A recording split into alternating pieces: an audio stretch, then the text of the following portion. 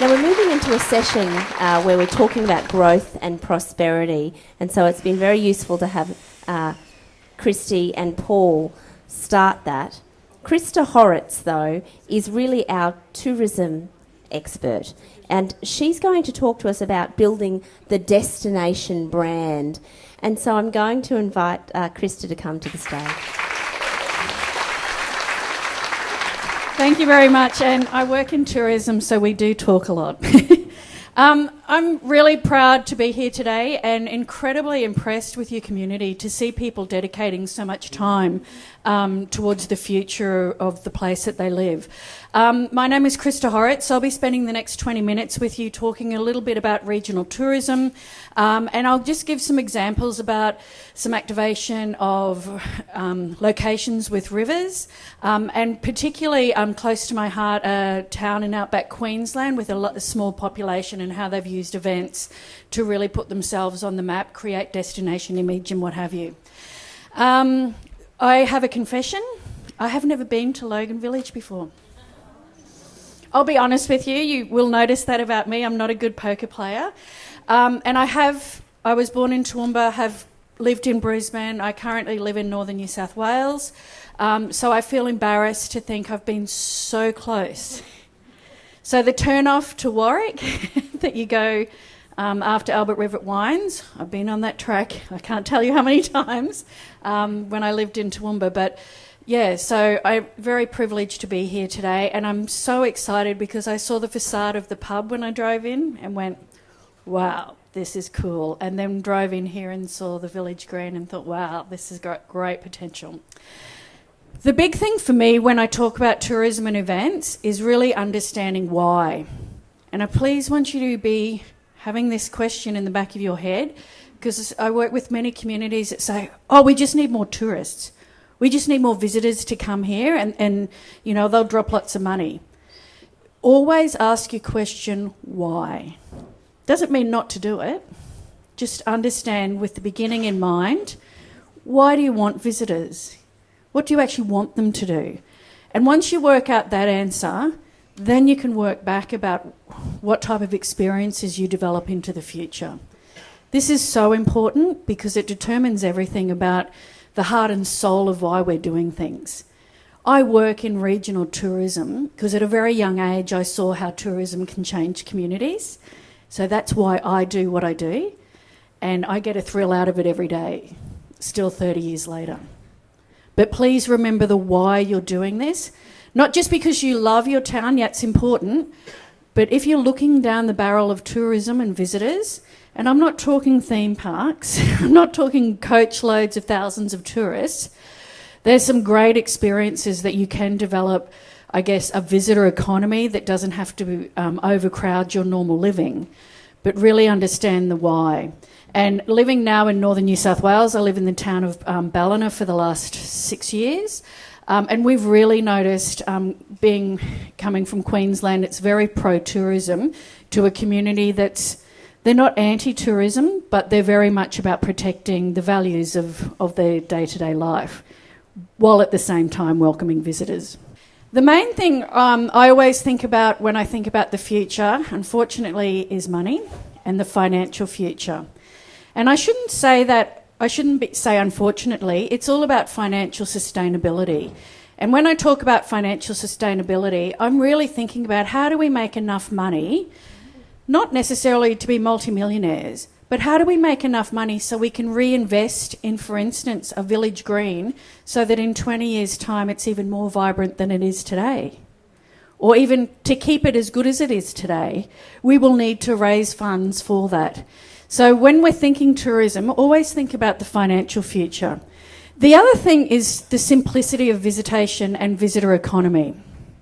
So I always use the figures. If we were to look at the current visitors coming here on their day trips, imagine if we could just get them, or 1,000 visitors per week, to spend $10 more. What does that mean for Logan Village? $520,000 per annum. That's just by spending $10 per visitor more that's currently coming. If they were to spend $20 more, there's another $1 million of what I call new money invested into this economy. And it is as simple as that. So when you're thinking about the future, what are things that would make you, when you go and visit somewhere, spend $10 more? Because it's people like you and I who are probably our most potential visitors.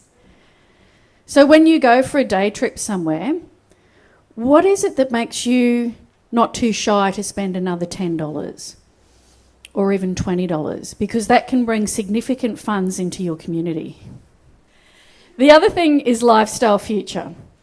So definitely thinking about the lifestyle, and yes, I would love to operate my business from a hammock, or perhaps even sitting in the village. So what makes a great destination? The main thing to think about, and this is the hardest thing with destinations, what is your unique selling point or your unique selling proposition they use in marketing? What is it that sets Logan Village apart? And I'm cautious of the word unique. Not only what are you currently good at, but what genuinely makes you different. And when I say different, really good destinations are very different to anywhere else. People are willing to go that extra 100 Ks to go and experience something, and they're probably willing to pay more if they can't get it anywhere else. And it doesn't have to be big built infrastructure to do that. So I'll show you soon in Wynton what they've done to try and do that. Okay, so be aware of what's good, but what are you genuinely different at? And be very wary of words like we're the biggest or the best or the most unique, because even suggestions around the tables today, can be found in a lot of other places, even in southeast Queensland, or at least regional Queensland. So what are the things that you've got here already that makes you very different, because you can build on it here? And someone brought up about that hidden secret. It is really a hidden secret here, and I'd be proud of that and really build on that. Okay, so let's look at a few people have talked about activating the river. And I did want to share, I know Brisbane's, the big city up the road, but I did want to share a personal experience I had as a teenager growing up in Brisbane and the river. Okay, this is what I call then. So this is my image that I had for many years of Brisbane River. It's somewhere, we moved to Brisbane, I think, just after the flood, so I probably did most of my schooling in Brizzy. And Brisbane River was kind of non-existent. We definitely didn't go near it. It was brown. We definitely didn't swim in it. We did sometimes put a dinghy down at Cabbage Tree Creek, but we really didn't embrace that river at all. And even though Brisbane is a big city and I wouldn't at all copy what they're doing or want to copy what they're doing, it's a great experience to learn how they've activated their river. And there's many built infrastructures that they've done to do that, but I wanted to share with you a tourism business that has come online. And so now when you Google Brisbane, this is the type of stuff that's coming up. And I'll tell you, as an 80s kid or a 70s kid from Brisbane, I have to double take and go, is that Brisbane? You've got to be kidding me. We had friends who called it Brownsville, a bit like Townsville, but with a brown river, friends from Sydney or Melbourne down south, and they'd poke fun of us because we were from Brizzy. Now you Google Brisbane and you see this sort of thing. There is no way I would have thought I would ever kayak down Brisbane River. And they're doing it near the city centre. So this business has started, and a lot of other businesses have started embracing things that, 10 or 15 years ago we wouldn't have even considered. Stuff that was already there. So a bridge that's been there, anyone good at history? How long's Story Bridge been there? 1920s, 80 years? It's a tourist attraction now. They even do sunset tours on that bridge. Dining. I hope I'm not offending anyone, we used to think it was this brown smelly thing. There's no way you would dine next to that river, but that was our perception. It wasn't reality. That was our perception. And obviously abseiling down the cliffs has been quite common for the last 20 years.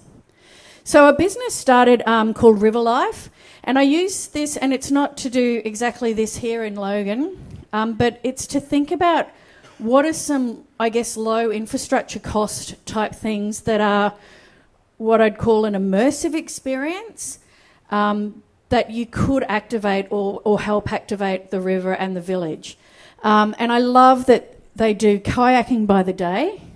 And over the years, they've started developing some other experiences to increase length of stay.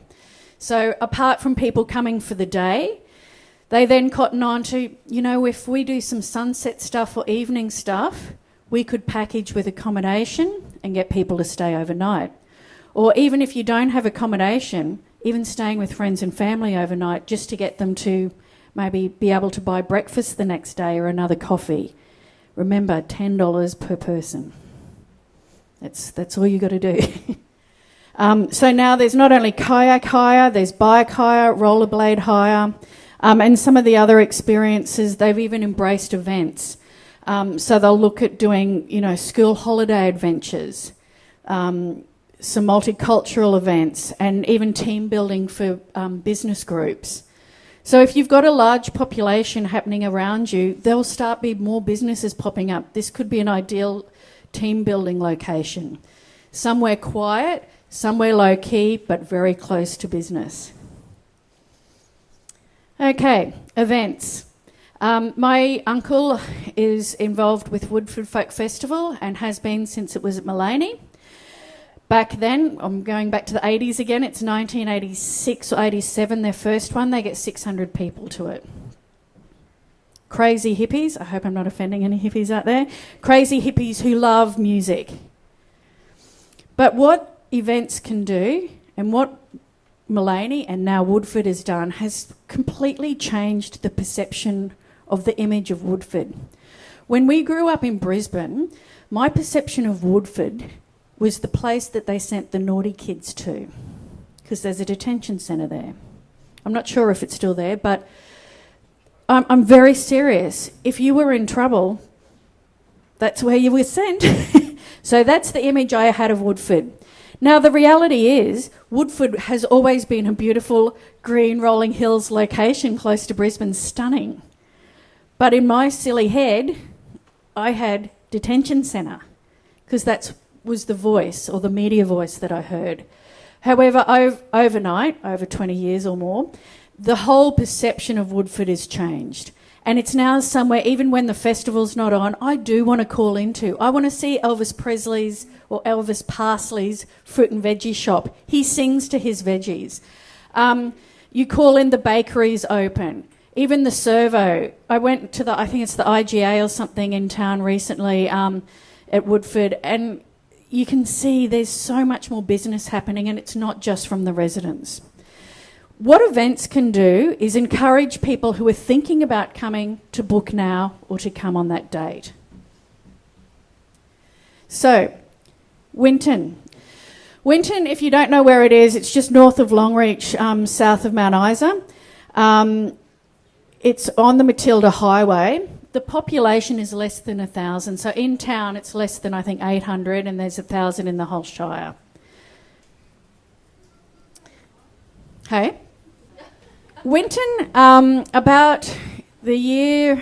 There was a film made in Wynton called Mystery Road back in... I think it was 2000 and... I think it was about 2011 or 12. And in Wynton, they do have something quite special. In the main street...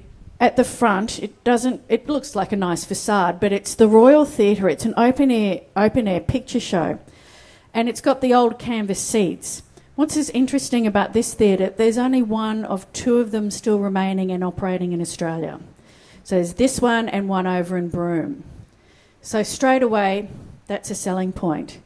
Now, the issue for that theatre is, apart from the high season, which is the winter months, they don't get a lot of tourists they get a lot of tourists stopping, having a look at the theatre, but they weren't overnighting. So they're going there, they were looking at the then Waltzing Matilda Centre, sometimes the Age of Dinosaurs, and then going on. They'd even done a lot of research. So they're like, what can we possibly do?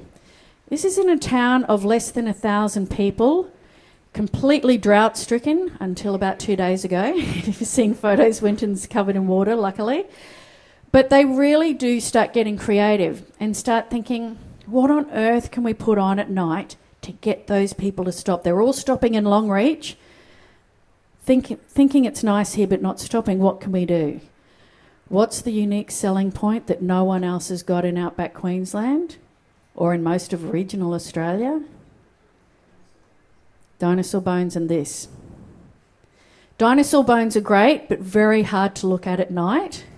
No, I don't mean to be rude, but it's, again, we could get lots more people coming for the dinosaur bones, which they do, but it doesn't make them stop at night. So what can we do to get them to stop at night? Well, the great thing about the theatre, it only works at night because it's open air. So back in 2004, they started the first Outback Film Festival. It's only had 4 events. It's an annual event, so same time every year. It doesn't create tens of thousands of visitors. It's only up to about 2,500 visitors. But for Wynton, that's a lot of people. So that's more than doubling their population in 1 week. What they've looked at is some really interesting things with their marketing about consistency and totally changing the perception of a dry, dusty, old, fly-ridden place. Because if you've been there in summer, it's kind of what it is. You can't escape it. But they're a bit sick of the ochre. You know, everyone thinks it's dirty out here. And when they'd come to Wynton, they complained about the bore water and the smell and what have you. So what can we do to change perception as well? So not only get people to overnight stay, but what can we do? So with their marketing of this event, they're trying to change that perception.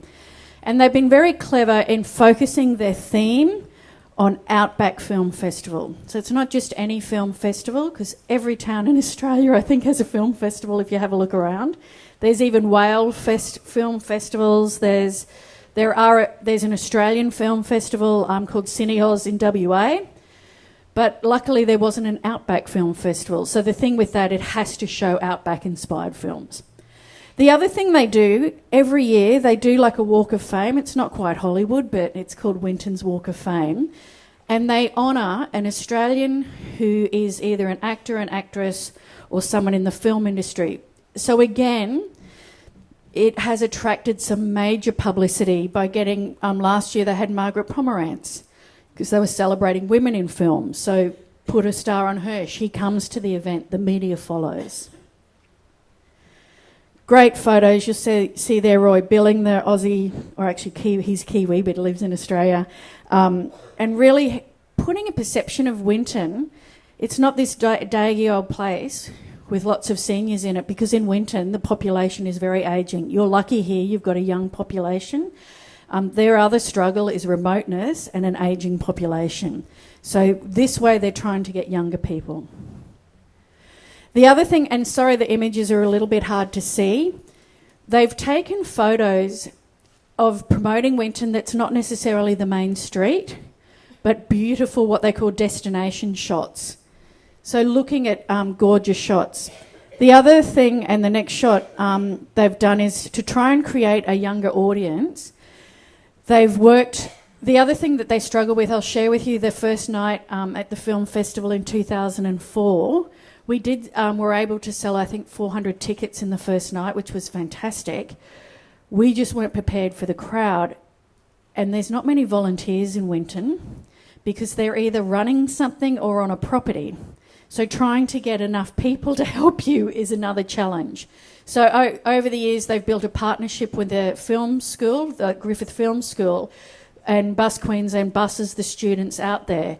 So then they have a whole plethora of young people who get to know what Wynton is. They volunteer during at night at the theatre, and during the day they make short films about Wynton. They measure everything. So it's not just an accident that they've been successful. They work hard at where their visitors are from. So then they go back to government bodies and private sponsors and say, this is how many visitors we're getting from regional Queensland. This is how many are coming from interstate. They can even tell you how people find out about the event. They measure everything. As I mentioned, over the last 4 years, they've been able to generate national publicity, which is really hard if you see the competition in media, but they present this different story every year.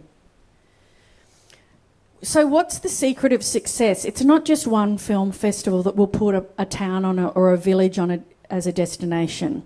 It's often a collective sum of the parts.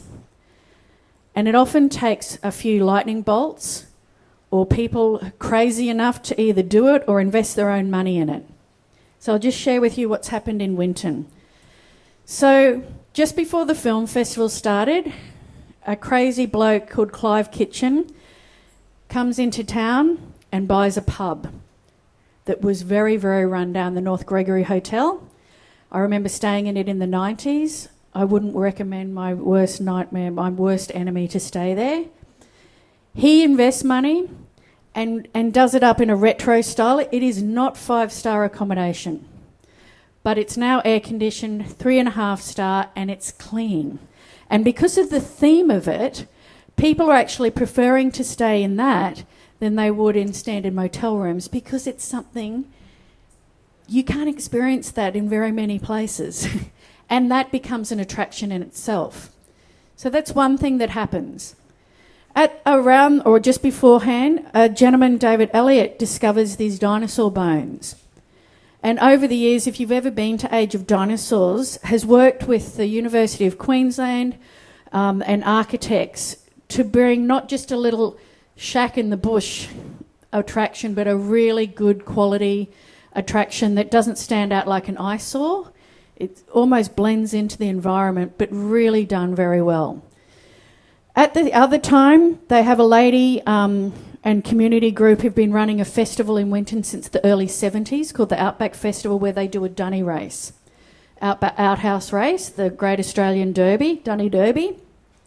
At the same time, they start developing in the last 6, it's only on every 2 years, but they recognise we don't have enough accommodation, we don't have enough activities, so they've started looking at consumer trends like food, coffee, and incorporating, open air dinners in their national park, and they even bring tent cities in and package that, because the problem with Wynton as an investor trying to increase your accommodation, it's all based around occupancy, and it's a high risk to build accommodation when you don't have proven occupancy.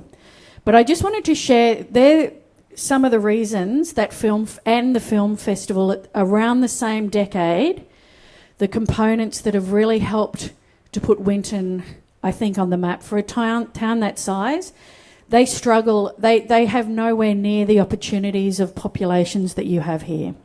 And I get the strain of population, but it's a great opportunity if people can come here, because people have to pay $1,000 return airfare to get to this place, or they have to drive for 12 to 16 hours. So please, use Wynton as a bit of an inspiration. Critical success factors. Can-do attitude. In Wynton, they do talk about it a lot, but they just do it. And it's a don't wait for them to do it, or they should be doing it, because quite frankly, who's they? So it's been a real core thing about this can-do attitude. With the film festival particularly, they got a core group of people. They had to bring the skills in. Wynton didn't have the skills, but because I guess they're used to outsiders coming to town, they embraced the 3 people that came. They don't live there. They are fly in, fly out for the event, but they got professional skills brought in, and there's a real entrepreneurialship about it. So it's not about putting on free events. It's about how do we get people to pay for this and earn enough money so we can put it on again. They don't, trust me, you don't make millions out of film festivals, but as long as make enough money to put it on next year. The other thing to think about is partnerships and leveraging. So what Wynton does, and I'm thinking, you know this village better than me, the smaller you are, often the easier it can be to create partnerships. The reality is often that they don't happen because there can be parochialism. But in a small town like Wynton, they realised, even though I hate this guy or I don't like her, if I don't work together, there's no one else out here. So they've very much worked a cross-section of private sector, regional and state tourism bodies and government. Now those state and regional tourism bodies, they don't run anything, but what Wynton has done and the film festival has done is gone, oh, they've got 5 million people on their Facebook page. We can't possibly grow our little film festival page to 5 million. Why don't we give our content or our information to them and spread that music out? How are we going for time? A few minutes? Cool. Just quickly, with the other thing they think is long term. So act now, get things happening with the vision long term, but make it happen now. Understand that it takes time, money and people. So someone said very cleverly before, if someone's got a great idea, you tell them, that is awesome. Can you help me make it happen, or can you make it happen? And the other thing is to be very focused and be very consistent. The challenge in most regional towns and villages is that everyone has, or lots of people have good ideas, but they all want to do something different. What was fascinating, and where's Lucinda? Is she still here? Can anyone remember the town in the UK that she mentioned about that second-hand bookstore? What was it called? Hay on Wye. What a fabulous idea. Very low infrastructure costs. Who else is doing it? No one. It is as simple as that. But the key is to be very, very focused. So with the film festival, a lot of the locals are telling their council, oh, you shouldn't be sponsoring that, you should be sponsoring my rugby team, or you should be It's long term. They have to be very, very focused and consistent. In the first year of the film festival, they lost $15,000. But they keep at it. Yeah. I've worked in an event in North Queensland that lost $200,000 in the first year, in the 90s. It nearly killed us, but we kept going and we present it annually. So it's about having that consistency and keeping true to your theme of what makes you good, but what makes Logan Village different. And on that note, do we have time for Q&A? Yep, 2 minutes, 2 questions. If anyone's got a question, I will be here all afternoon and evening though. If anyone has a good idea also, please let me know. My name's Lynn Van Ralter. We've lived out in the village here for 30 years. I've got maybe 2 suggestions. I don't know how they would go. Maybe a dragon boat racing, yep. Or what else did I say? If you put a free camp area in, that would encourage a lot of grey nomads and everything to come and eat in the area, maybe dine out at night. So we've done a bit of travelling ourselves throughout Australia, and we often stay at free camping, but we always go and eat at the hotel or, have coffee somewhere or something. So awesome. Cool. They were just sort of suggestions. Yeah. And free camping, it is a can of worms because often, I guess you'd have to limit, let's be honest, who wouldn't want to camp in a nice spot? Have a think about how will you pay for the upkeep, the grey water, the deposits, and like the dumping points and things with caravans. But I've seen some towns really embrace free camping. Maybe you could even trial it. I know Lucinda had on her slides that you come up with an idea and maybe trial it to see how you could do it. But management of free camping's a challenge. I've seen some events do it very well where they charge for the event but give them free camping. which works very well as a trial. For your idea, can you give that? If anyone comes up with good ideas, I'll give you $100, but please write your idea on the back of it. Hello, I've been to Wynton and it's a great place. And I also saw the museum before it was burnt down, sadly. That was a great spot to go and visit. And thank you, that lady, for mentioning free camping. So why doesn't the pub at Wynton do that for the grey nomads? That, you know, a lot of the pubs around Australia now are having the caravanners stop over at the back of the pub. So it encourages, you know, more money into the town. And I mean, that would be, they've got the theatre there. If they encourage the people to stay at the back of the pub or somewhere around that area, it'd be, you know, they're getting meals at the pub. Yeah. They do charge. Yeah. Okay.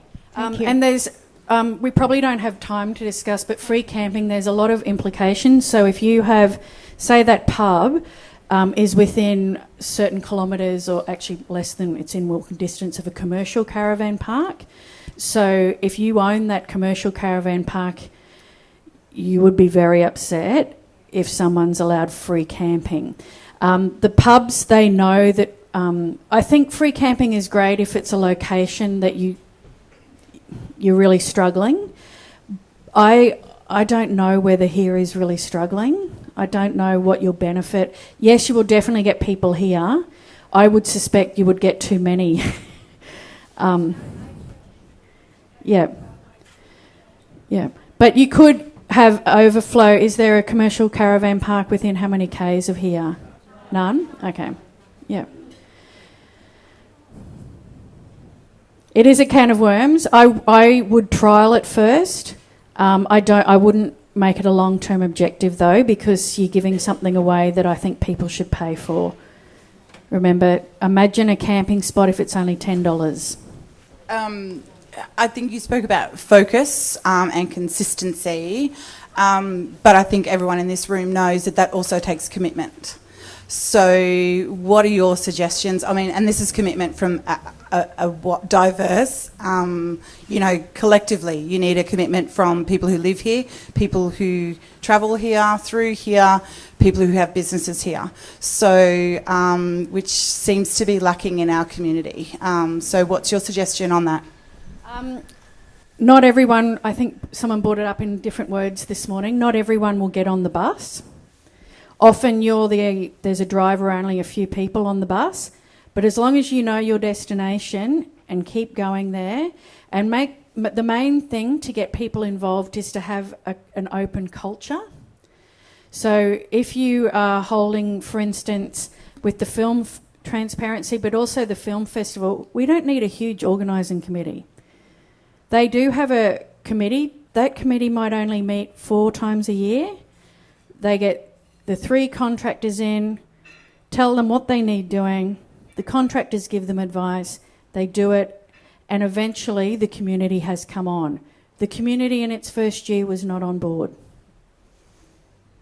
at all. I did the ring around and said, hi, would you like to be part of the program? And a lot of people said, is that really happening? And I said, yeah, it starts on Friday. It's only now, maybe in its 3rd or 4th year, that they're starting to embrace it. And some people, even the new mayor, will say, I thought it would never work. But they just had someone crazy enough who owned a pub who kept going. A huge thank you to Krista.